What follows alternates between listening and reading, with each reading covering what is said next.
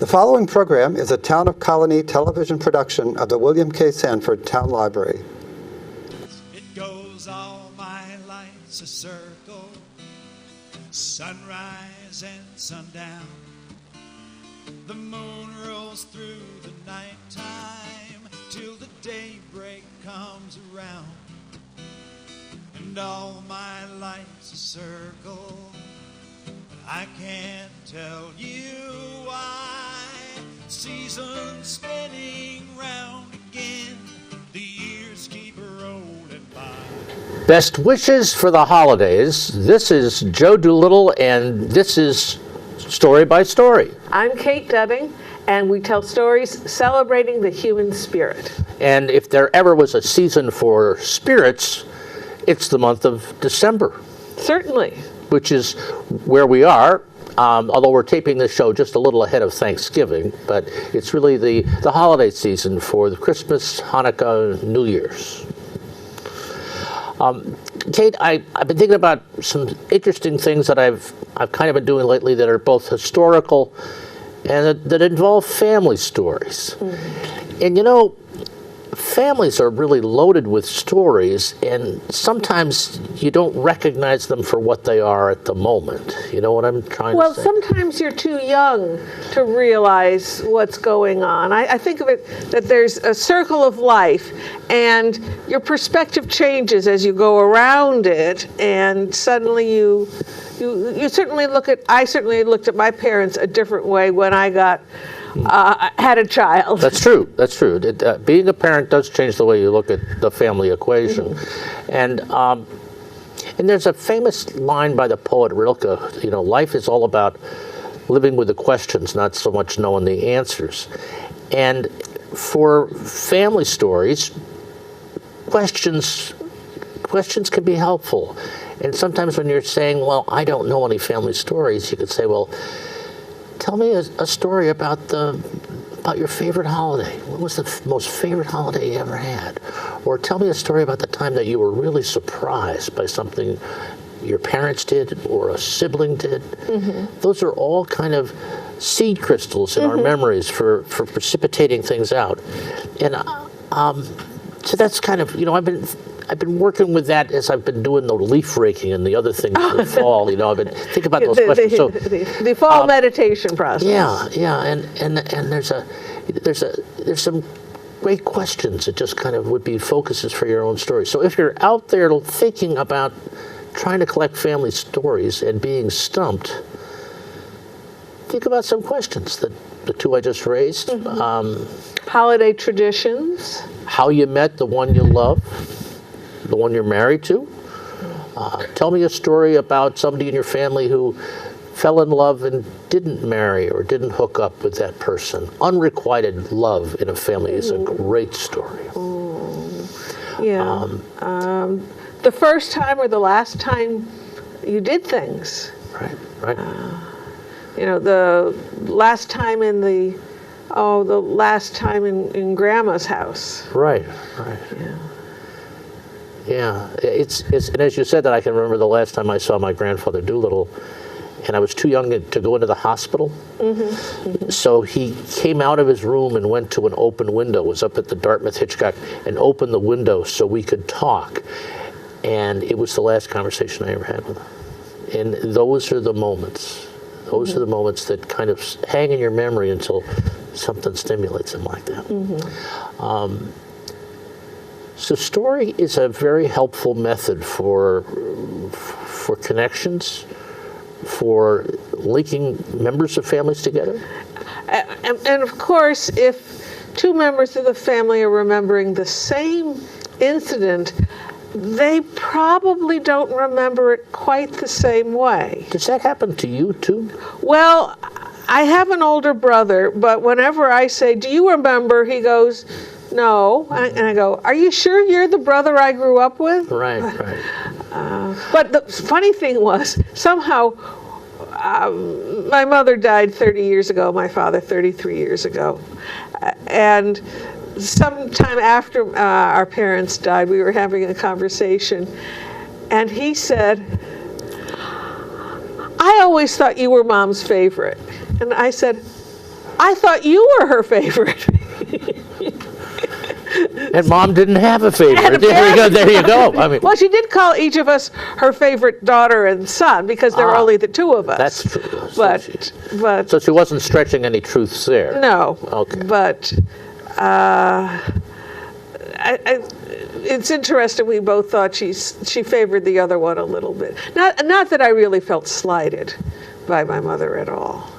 But I have a family member that's both a historical story and kind of a relationship story. If I had 6 minutes, I could tell the story and maybe provide some examples of the kind of things that we've been talking about. I think we have 6 minutes, Joe. My grandmother Thompson, that's my mother's mother, had, or father rather, my grandfather's, had a cousin in third or fourth whose name was Everhard Thompson. And Everhard Thompson was the son of his sister. Now, my great-grandfather Thompson and that whole side of the family started in New Brunswick. And my great-grandfather was a lumberjack in the winter and a fishing guide in the spring, summer, and fall.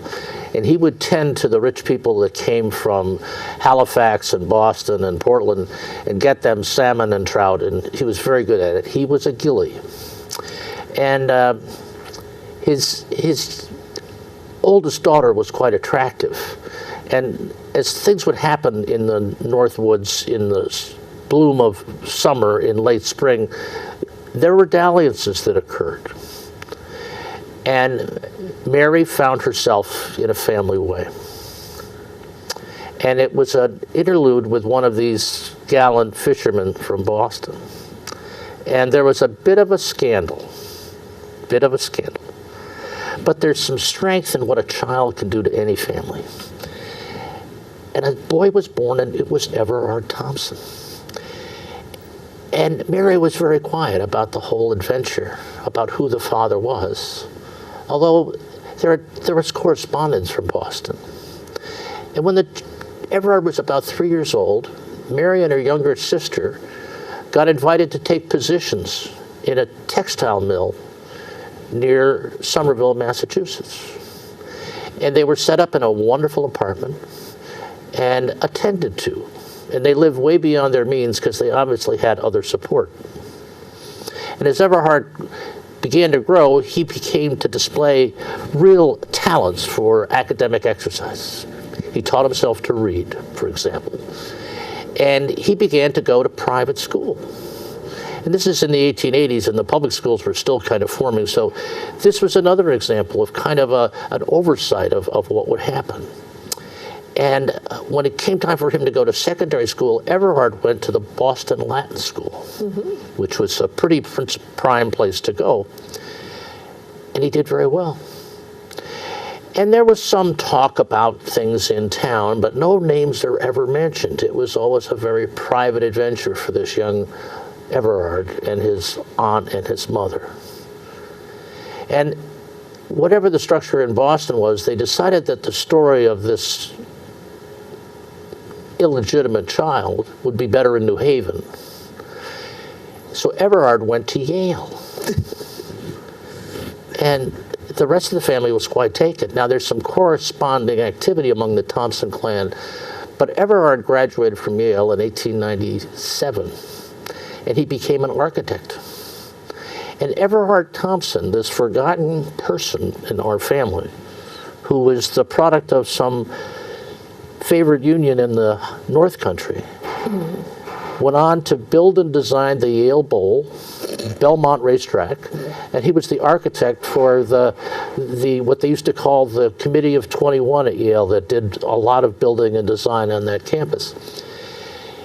And to this day, no one in the Thompson clan or the Doolittle clans has any idea who the benefactor was, who the father was, that watched out and coached and guided this young, quick mind. But we do know that he left his imprint on buildings and structures in Manhattan, Greater New York and in New Haven, Connecticut.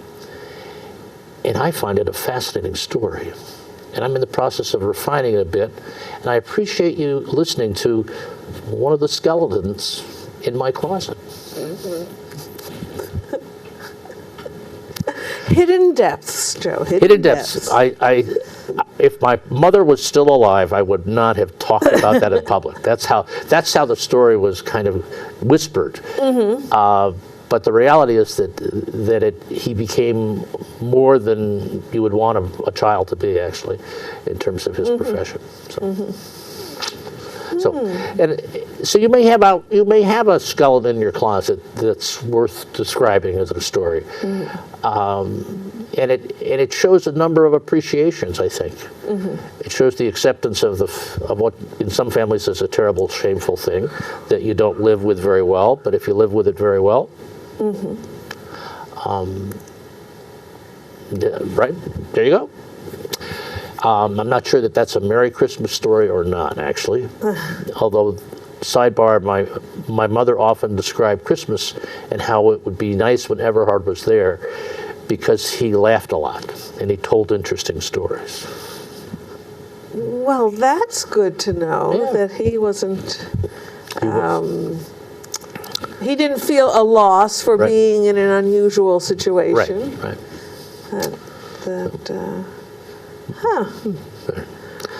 Well, you're a little bohemian yourself. Well, I suppose I am. But you know, it's an interesting story. And when my eldest kid applied to Yale, we put on the application that he was a legacy from Everard Thompson, class of 1897. And? Well, he got in on the waiting list, but I don't know that it really mattered. I don't know. Somebody in the admission office could kind of look up and say, that little illegitimate kid again. All right. All right.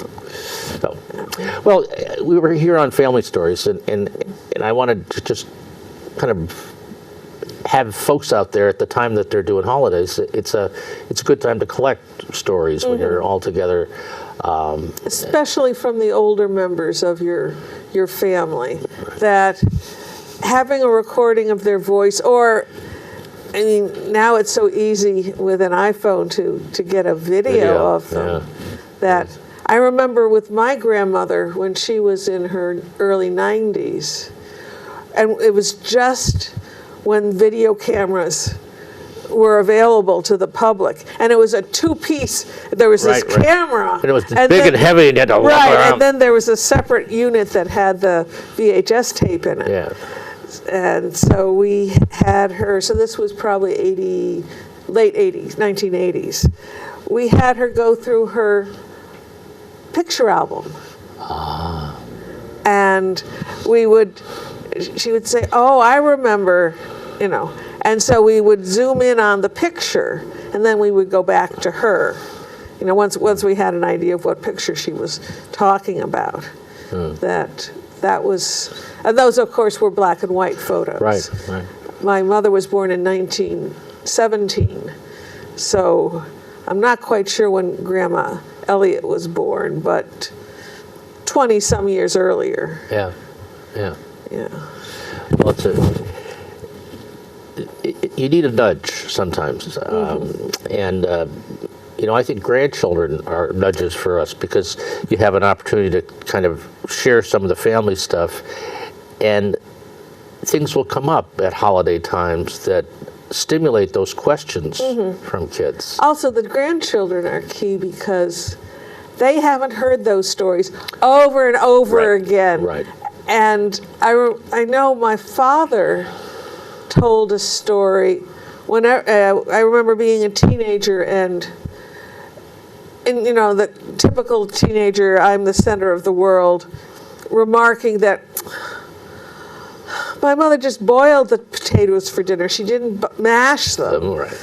I think my total responsibility was setting the table for preparation of a meal. Right. I did clean the house on Saturdays, dust and vacuum, but I would turn up my nose at that, or she would serve hamburgers without rolls. Yeah. You know, it's like, I don't like that. No. And whenever I did that, my father would say, well, when I was your age, it was during the Depression. And after high school, classes were over, I went and worked in the AMP, and I boxed groceries for people. They didn't use bags, they used the boxes. And he said, because I worked in the AMP, they let me take home the stale bread for free. And my family was glad to get it.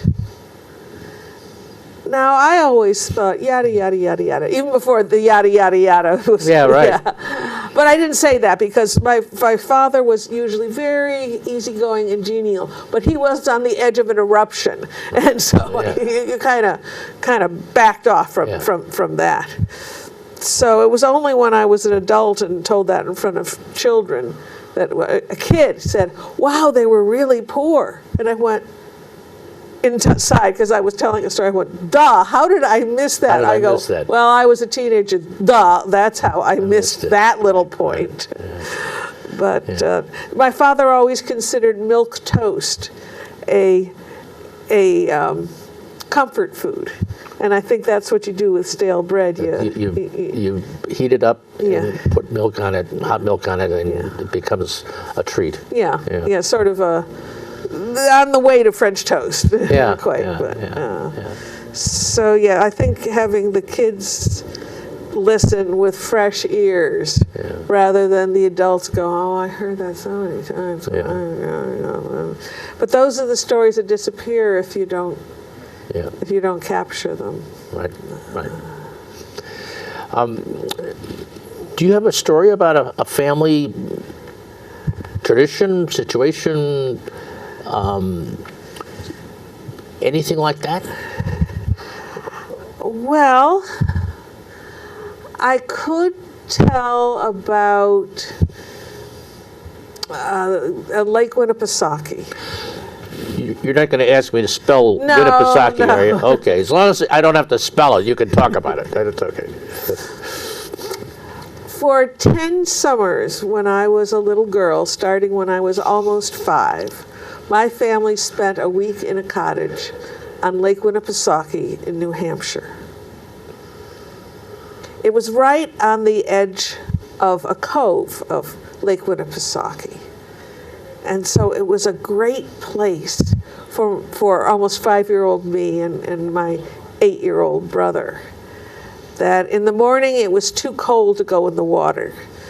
We went in August, and so you had to wait till the day warmed up.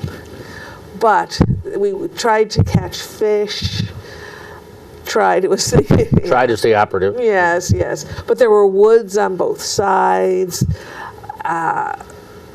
It was completely different than our home in Fairfield, Connecticut, suburban, house. And now the cottage itself was different than our home. Our home in Fairfield was built in 1930, and it was a solid house. It had plaster walls and glass doorknobs.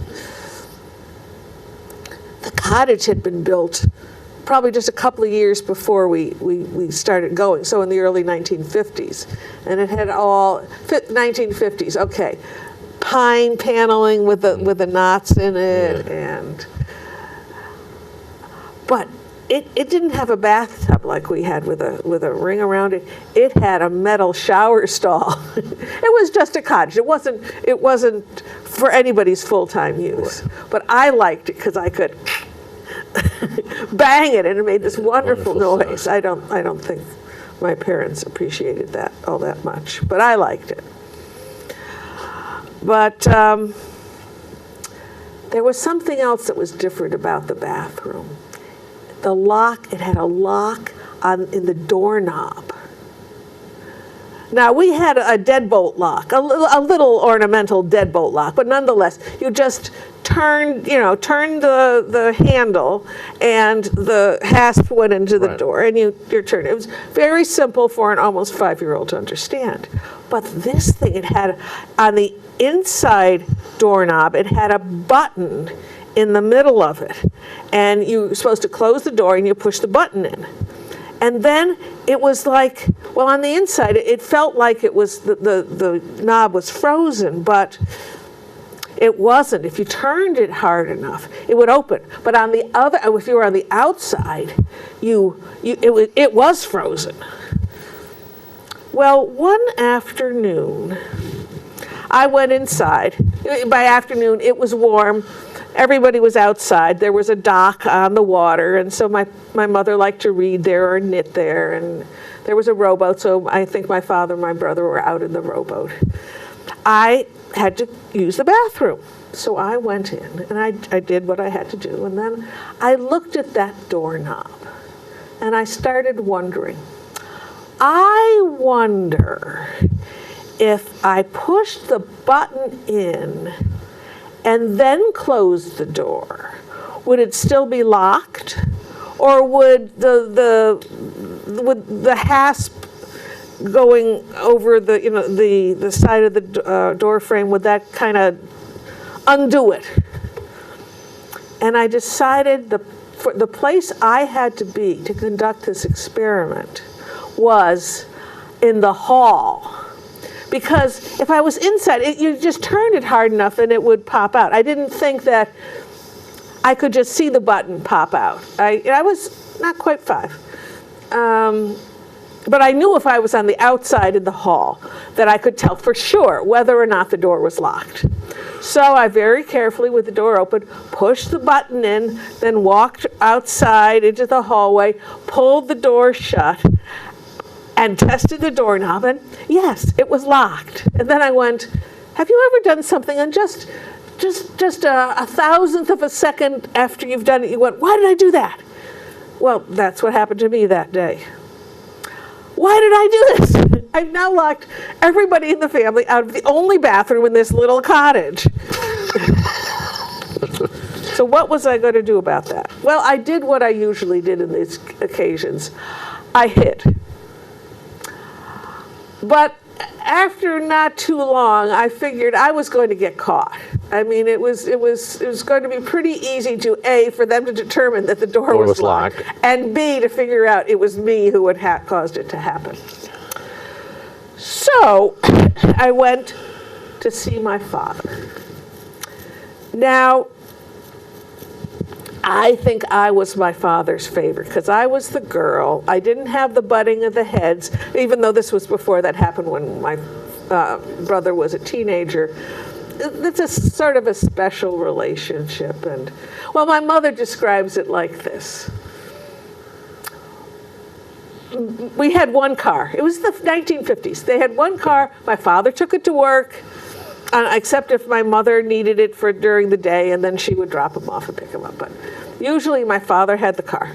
And one day she called my father up on the phone at work and said, Kenny, on your way home, stop at the hardware store and get a pane of glass to repair the storm door on the front door.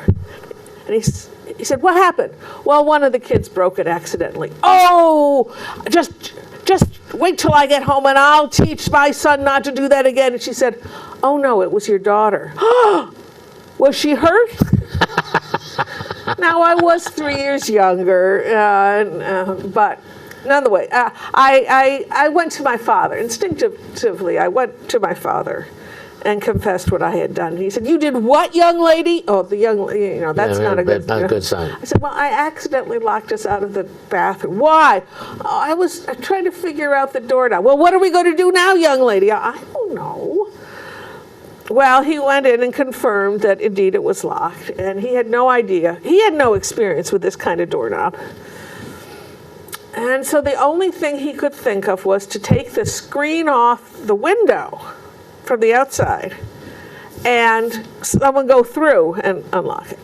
And now this was a little cottage, and there was a little window. And at the time I could fit through a window this big, but neither my father or my mother could.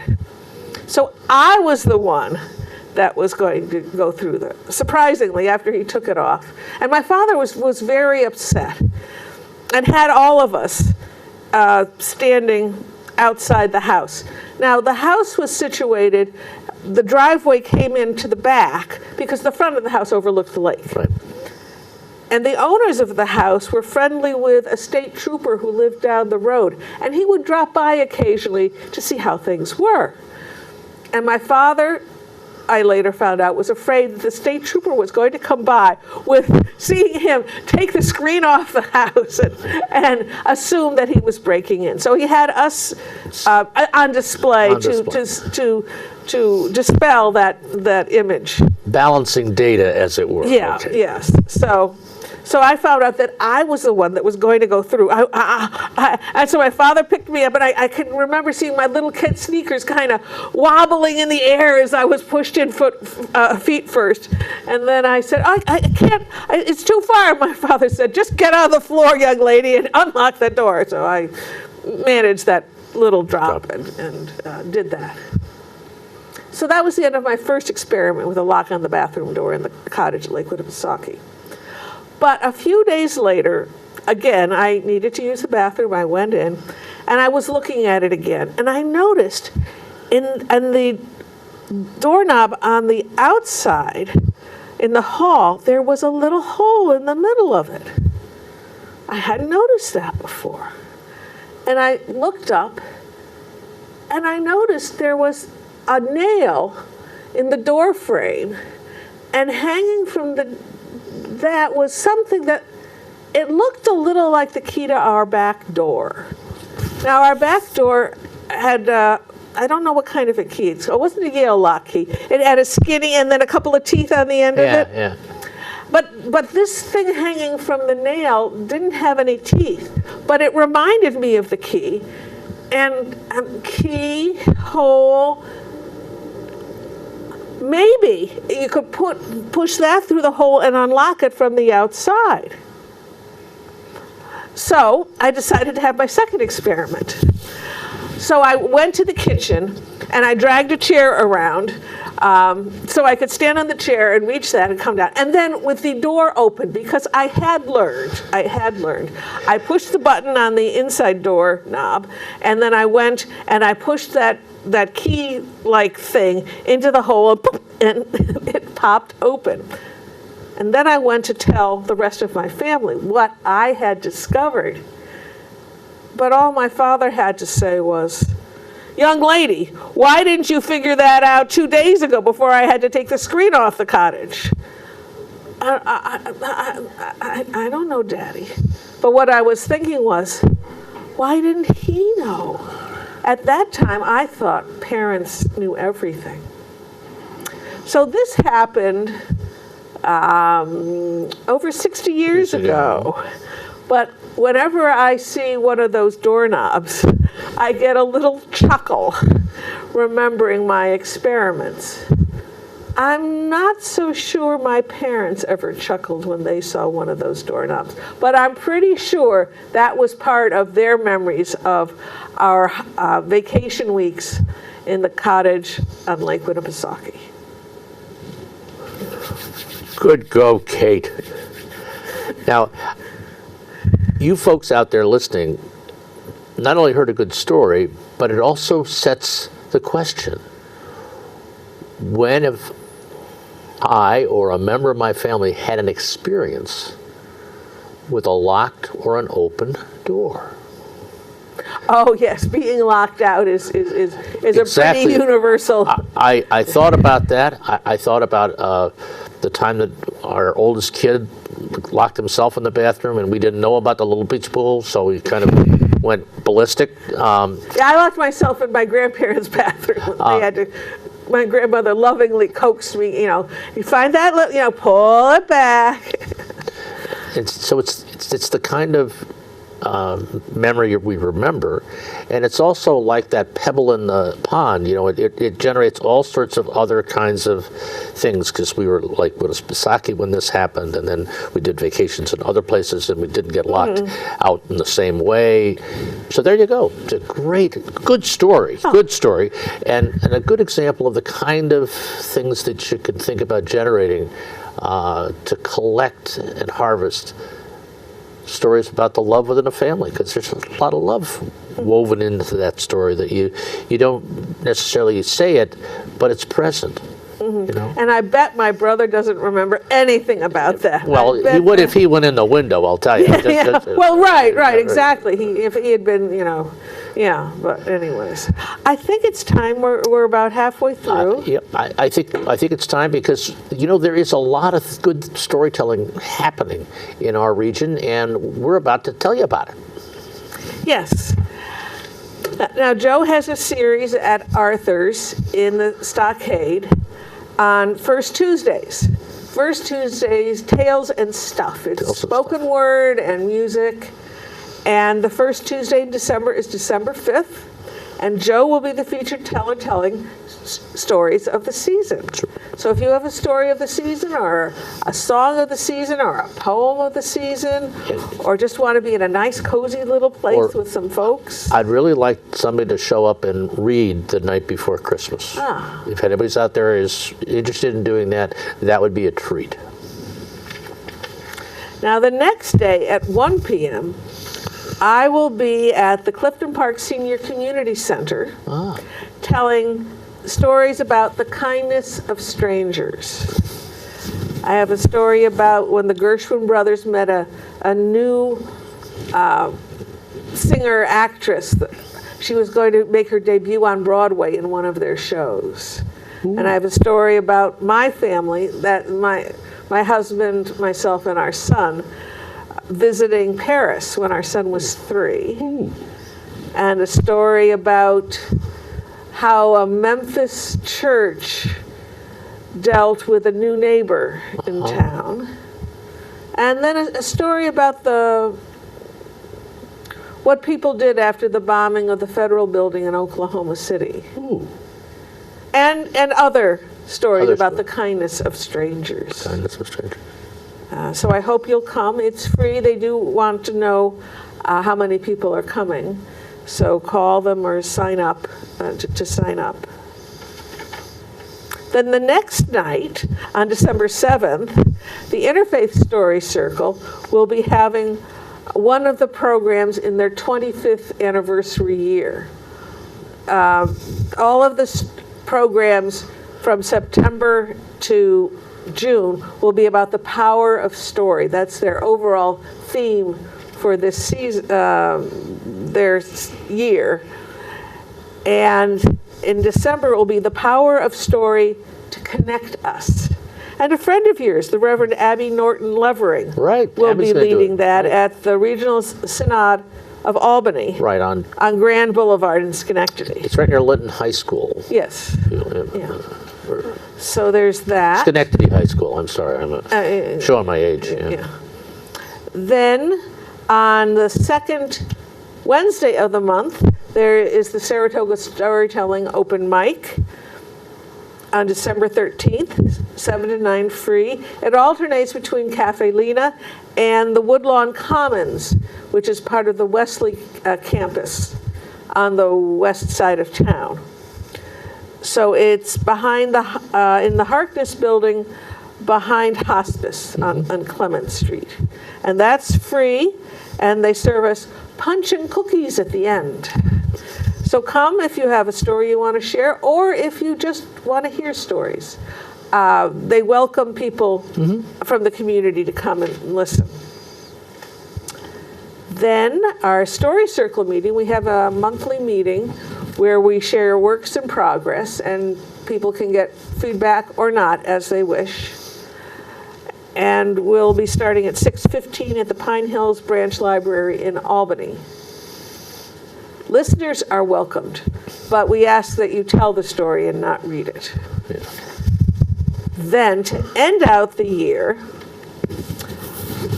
there on December 31st at 8 and 9 p.m., the Saratoga Storytellers, which is, there are a number of people that tell stories in that area. This time it will be Siri Allison, Christy Keegan, and myself will be part of First Night Saratoga. And we will be telling rarely heard contemporary and traditional stories celebrating the human spirit. So if you're going to be at First Night Saratoga, you can find us at the Empire State College building at 2 Union Avenue, the one right by Congress Park that has the big octagonal room. We're not there, we're in the cafeteria, wherever that is, but at 8 and 9. And if you want to listen to some stories and can't get out, or TV is just abysmal or whatever, go to YouTube. And well, you can get to it two ways. Storycircle at proctors.org and click on YouTube, or you can go to youtube.com and /story by story. So that's what I have for the coming attractions. That's a holiday present right in itself, all those programs. And I would commend all of them to you, but especially our resource on YouTube, because it is a wonderful resource, and it's programs that we've done here and guest tellers that we've had, and there's an index topically to kind of find things that you might be interested in, and it's just a good thing to try out and hit every once in a while, I think. You know, my other story of you and your story about you and your brother, really, but your brother was the firstborn, right? You were Yes. the secondborn. Because I find that the birth order stories, when I travel around and I have a firstborn in my family, my oldest kid, Ben, and I was the youngest of 5, so I'm the tail of the litter. But it's interesting about just what birth order can do as a way of collecting stories, because there's a certain imprint that happens with a firstborn.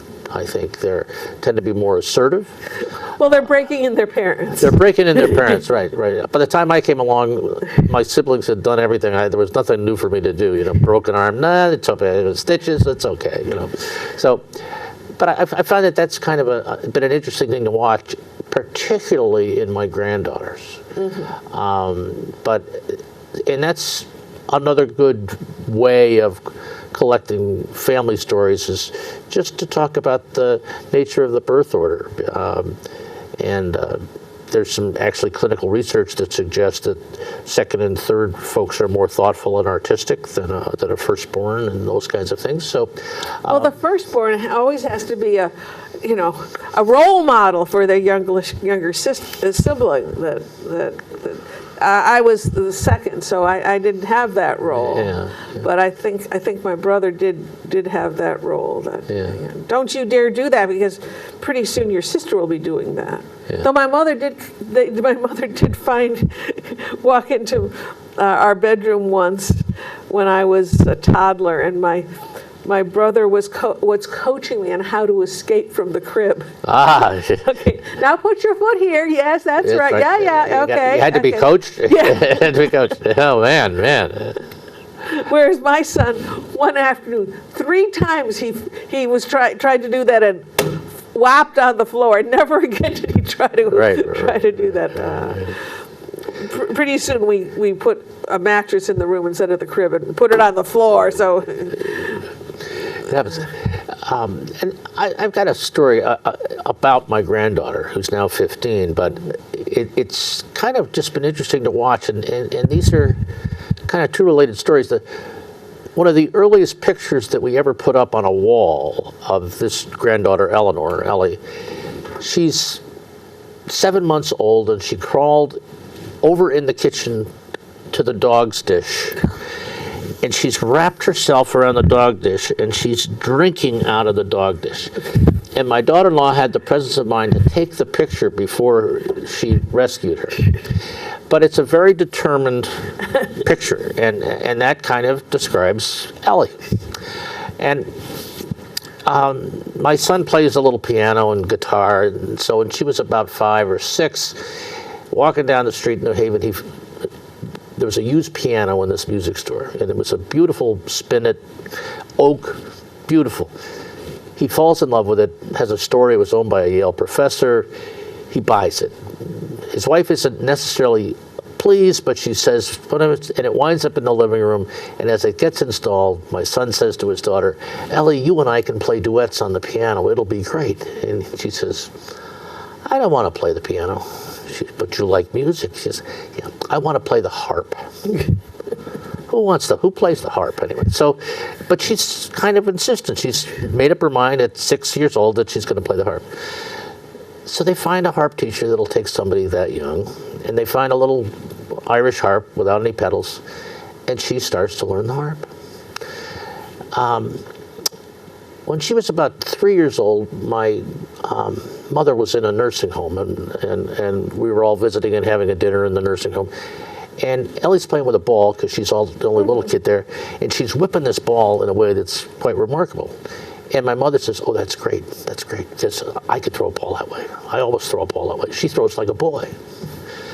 And she then remarked that Ellie was her favorite granddaughter because she was the only one that could throw like a boy. Well, my mother passes away. She's 105. And her birthday is Christmas Day, by the way, so she was a Christmas baby, and there's a whole font of stories about that. But it's the funeral service is graveside in a family cemetery up in near Northfield, Massachusetts. And as we're planning the service on the phone, my son and I, Ellie gets on the phone and says, "I want to play my harp at great-grandma's service." And I paused for a minute. And my son said, "You know, I think she can do it, Pop. And she wants to do it." She's 7 or maybe 8. So I'm standing there, and the casket's there, and it's a beautiful spring day when there's all sorts of iris that are growing and things. And I can see my son carrying the harp over his shoulder, and Ellie carrying the little stool she sits on, and they're coming along, and everybody's gathered, and she points right next to this big hunk of granite that says Doolittle on it that's in this old cemetery, and she sets it down, and she tunes it up, and she comes around to sit it, and she says, "Pop, Pop, I'm ready when you are." So I got everybody gathered, and she goes back, she sits there, and she starts to play When Sheep May Safely Graze. She plays Bach on the harp. It's not too long, but it's just beautiful. And then she looks over and she plays another little something or other, and she stops. And one of my cousins goes, "Eleanor, Ellie, oh, that was so beautiful. Do you know anything else?" And my granddaughter looks over, smiles at me, and starts to play Twinkle, Twinkle, Little Star on her harp. And the whole place went bonkers. That's firstborn showmanship. Mm-hmm. That's being able to read the situation. Because how would you want to go into a memorial service but traveling on the laughter of the next generation? And that's my story of firstborn. Very nice. Though that melody it was written by Mozart. What, the Twinkle, Twinkle, Little Star? I never thought about it that way. Yes. I know. I mean, so that even in the laughter, it was classical. Yes. Oh boy, I'll have to weave that one into the story the next time I tell it, because she stayed consistent with what the moment that required. That smile indicates that she was doing right. Twinkle, twinkle. Yeah, right. But that sort of brought the funeral into a cosmic universe. And Mozart would have liked that too. Yes. I'm sure. Yeah. I'm sure. Yeah, Well, but it's the reference that we're trying to give is really that your very birth order and family lineup can be a source of kind of triggering stories. Now, I have a little story about my grandmother's funeral. Oh, okay. She was 95. Oh. My mother had already died. It was going to be a small funeral with my 2 aunts and their husbands and one of their cousins and her husband. And my local cousin that there was and my brother. There were 2 more grandchildren beyond my brother and me and my local cousin, but one of them lived in Canada and the other one lived in Florida, so they weren't there for the funeral. And my husband said, I said, well, you'll have to keep our son occupied during the funeral. Our son was 5. And he said, no, he should see it. It's going to be a closed casket, right? I said, yes. He said, he should be there. It's part of life. He should be there. I rolled my eyes. So we've gathered, we're about ready to start. And my son announces, and you know that clear voice that 5-year-olds have that projects? I have to go to the bathroom. So there's a little titter among the people.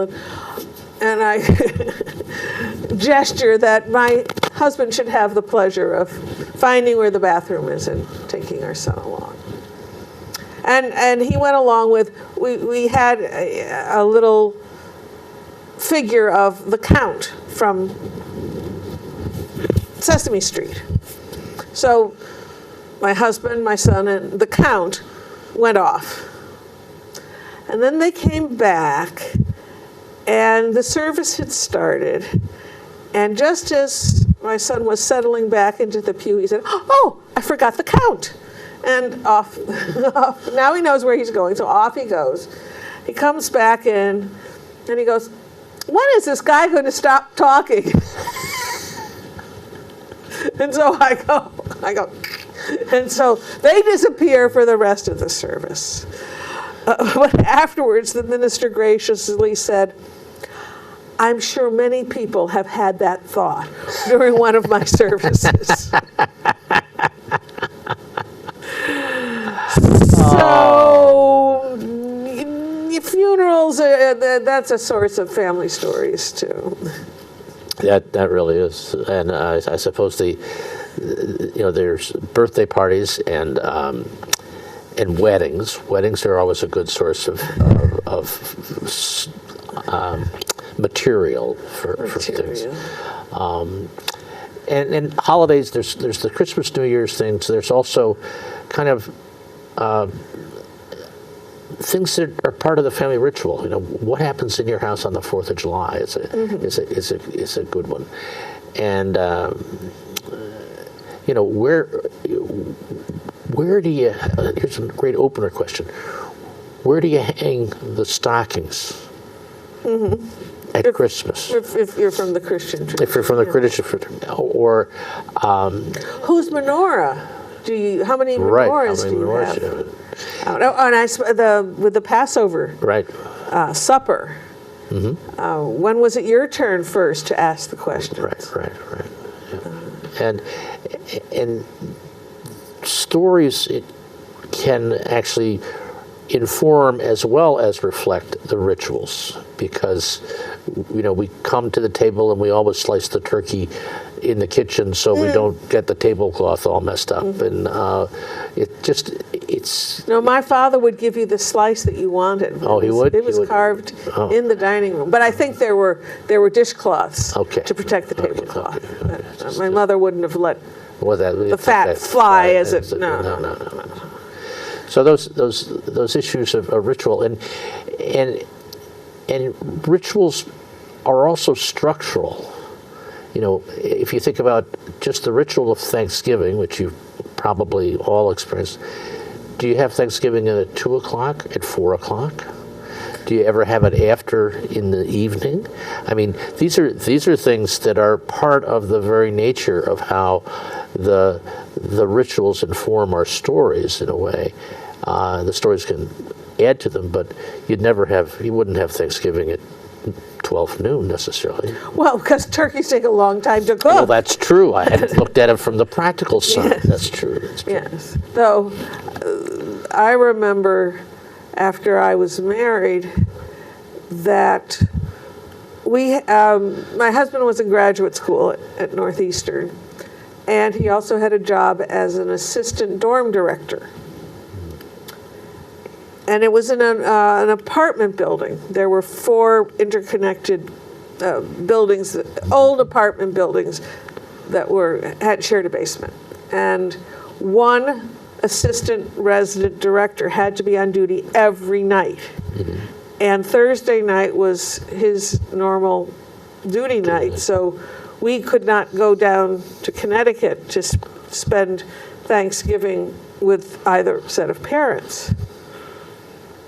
But at Northeastern, they had just one cafeteria open on Thanksgiving. They had international students, and they cooked real turkeys. Right. And they served it the normal noon hour, and then you had leftovers for dinner. For dinner, for the supper time. And what did my mother do? She waited until Friday to have their Thanksgiving dinner. So we had another Thanksgiving. So you had turkeys 3 out of 4 meals that day, right? Or that period of time. Yes. It was a little hard to get enthusiastic Oh, the man. second day of a brand new turkey to go through. But Wow. I should have such problems. You should have such problems. Yes.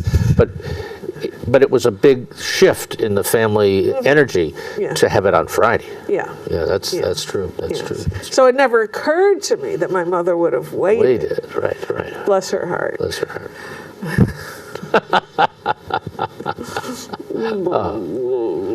Well, we have about 7 or 8 minutes left. So, Do you have another story? yes, and it's sort of a family story, but it's a semi-autobiographical adaptation of a folktale. There you go. There you go. One of those. One of those. One of those. Once there was a mother who knit sweaters for her daughter. She started even before her daughter was born, using those safe colors of yarn like white and yellow that any either a boy or a girl could wear. But once the daughter was born, she used the girly colors too, pink and purple. As the daughter grew, so did the sweaters. Once the daughter had learned to talk, every time she got a new sweater, she'd say, "Thanks, Mommy. I like this one the best." When the daughter was 10, she said, "Mommy, would you teach me how to knit?" "Oh, I would love to teach you how to knit. I was hoping you'd ask." So the daughter started making sweaters, first for her Barbie doll, which was good because Barbie isn't very big. But eventually, when she was in junior high, the daughter made sweaters for herself, and then her father and her brother, and eventually for her boyfriend who became her husband, and then for their children. But she never made a sweater for her mother. She thought about it once, but she said, "Oh, whenever Mom sees a sweater in a pattern book that she likes, she just makes it for herself." But the mother kept on making sweaters for the daughter. And, of course, the grandchildren. The last sweater the mother made for the daughter was a sweater in a nice Christmas red colored yarn. And she put a pattern of raised hearts all across the shoulders, on the front and the back of the sweater.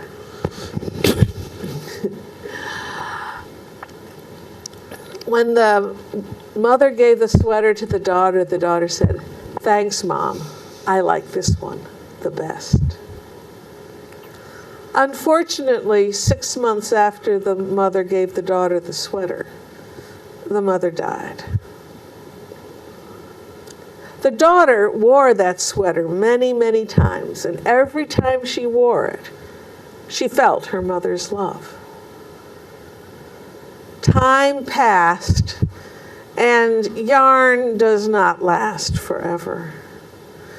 One day, the daughter went to put it on and realized that the elbows were awfully thin, and the edges were really worn, and she said, "Oh, I can't wear this, but I don't want to throw it away. It's the last sweater my mother ever made for me."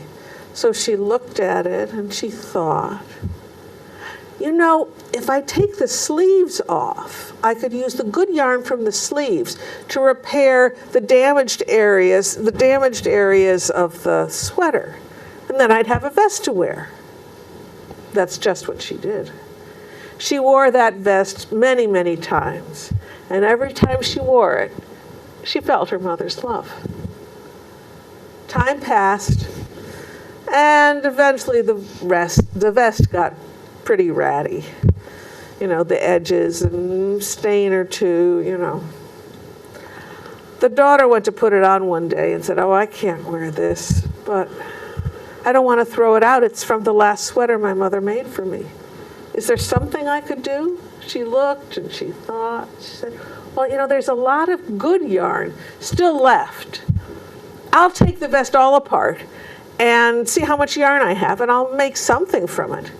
She ended up with a good-sized ball and said, "Oh, I could make a scarf out of that." That's just what she did, and she put that pattern of the raised heart all over that scarf. The daughter wore that scarf many, many times, and every time she wore it, she felt her mother's love. But again, time passed, and even scarves get worn out. One day when the daughter went to put it on, she looked at it and she said, "Oh no, that's too ratty to wear. But I don't want to throw it out. It's from the last sweater my mother ever made for me. Isn't there something I can do?" She looked and she thought. She said, "There's still a little bit of good yarn left. I'll take it all apart and make something." Well, she took it apart. She ended up with just a little ball of yarn. She said, "Well, I can't make anything to wear out of that, but I could make a Christmas ornament." So she made a 4-pointed star and put that pattern of the raised heart right in the middle there. And when she finished it, she looked and she thought, you know, every time I see that hanging on my Christmas tree, I'll feel my mother's love. But it wasn't Christmas time then, so she had to put that away with the other ornaments. And as she was cleaning up, she found this little piece of yarn, all that was left. And she thought, "Oh, I know it's ridiculous to even try to think of doing something with something so small," but she looked and she thought, and then she smiled, because she was a storyteller as well as a knitter. And from that last bit of yarn, the daughter made this story for her mother. And she knew that whenever she told it, she would feel her mother's love. Okay, thank you so much. Thank you so much. So can you guess who was the mother and the daughter? I got it figured out, I think, and it's just, it's actually very much you, even though I know it's an old German story about a tailor. It's the root of it. And I've heard other people tell it, but I've never heard it told any better or more poignantly than you just did. And so that's a gift. Yeah. It's a gift. I'd always heard the tailor story. It had been told as a children's story, and it was a coat, and then it got worn out, and then it was a jacket, etc.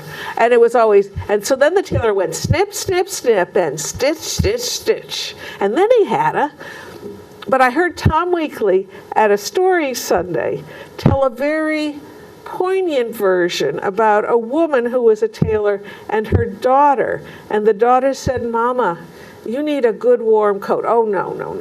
I don't have the time. I don't have the money." "Mama, you need to. Here's a nice piece of cloth that you have in your, you know." So it was very poignant. And he told that. He finished telling it, and I thought to myself, I can make an adaptation of that story. But in my story, it'll be about knitters. Right. And about 2 weeks later, I had the basis for that story. But we have to end now because time is running out. Snip, snip, snip. Snip, snip, snip. Well, friends, thanks for spending time with us, and we hope your holidays are warm and wonderful and full of new stories. Thanks for joining us. Happy holidays. See you next year. It goes all my life's a circle, sunrise and sundown. The moon rolls through the nighttime till the daybreak comes around. and all my life's a circle. I can't tell you why. Seasons spinning round again.